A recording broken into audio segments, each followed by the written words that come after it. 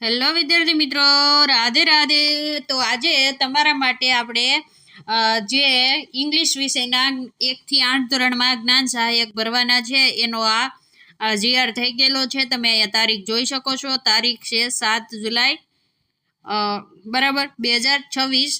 તો જે પ્રાથમિક શાળાઓ છે ત્યાં વિષય શિક્ષક અંગ્રેજીના ક્યાં ભાષાના અંગ્રેજી વિષયના વિષય શિક્ષક નથી અને વિદ્યાર્થીઓનું ભણતર ના બગડે એટલા માટે ખાલી જગ્યાઓની વિગત મંગાવવામાં આવી છે, જે તમને 8/6/2026 સુધીમાં મોકલી દેવાની છે. અને પછી જ્ઞાન સહાયક ભરવાના છે. એમાં કેવા જ્ઞાન સહાયક એટલે સમજી લો કે 2 થી 3 દિવસમાં તમારા ઇંગ્લિશ વિષયના જ્ઞાન સહાયક ભરવા માટેની પોર્ટલ ઉપર શરૂઆત પણ થઈ શકે છે, વધીને અઠવાડિયામાં.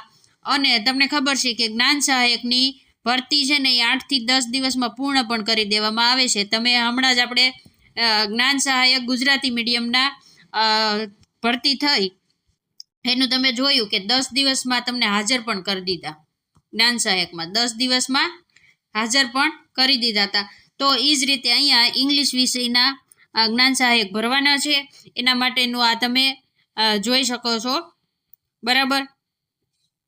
આ એના માટેનો જીઆર છે જે તમે જોઈ શકો છો. અને હવે ઘણા મિત્રો આપણને કમેન્ટમાં કહેતા હતા કે મેડમ આમાં કોણ કોણ ફોર્મ ભરી શકે.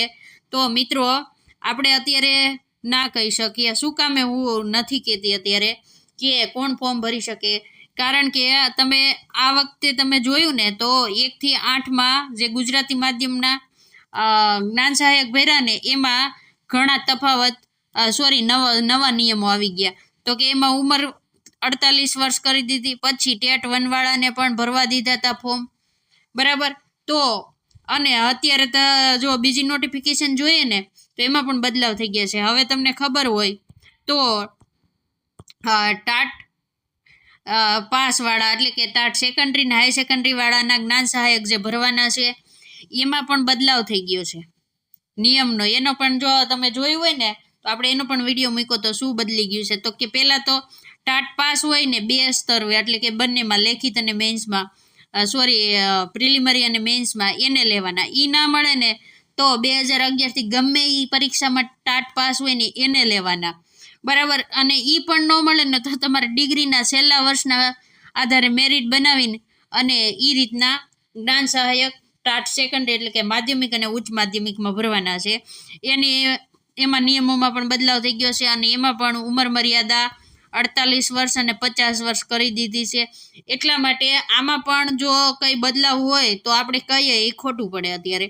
એટલા માટે 2 થી 3 દિવસમાં જેવું જ તમારી કોઈ અપડેટ આવશે એટલે આપણે તરત જ વિડીયો અપલોડ કરશું આમાં કે કોણ ફોર્મ ભરી શકે. ઘણા આપણને કમેન્ટમાં પૂછે છે કે મારે મેઇન વિષય ઇંગ્લિશ છે, હું ભરી શકું. ઘણા ઇંગ્લિશ મીડિયમવાળા પૂછે છે, બરાબર. તો બધી જ ડિટેલ આપણે વિડીયો બનાવીને મૂકશું. તો આપણી ચેનલને પહેલાં સબસ્ક્રાઈબ કરી દેજો, વિડીયોને લાઇક કરી દેજો અને આપણી સાથે બન્યા રહેજો. અત્યારે આપણી પાસે આટલી અપડેટ હતી. આપણે વિડીયોને પૂર્ણ કરીએ છીએ. રાધે રાધે.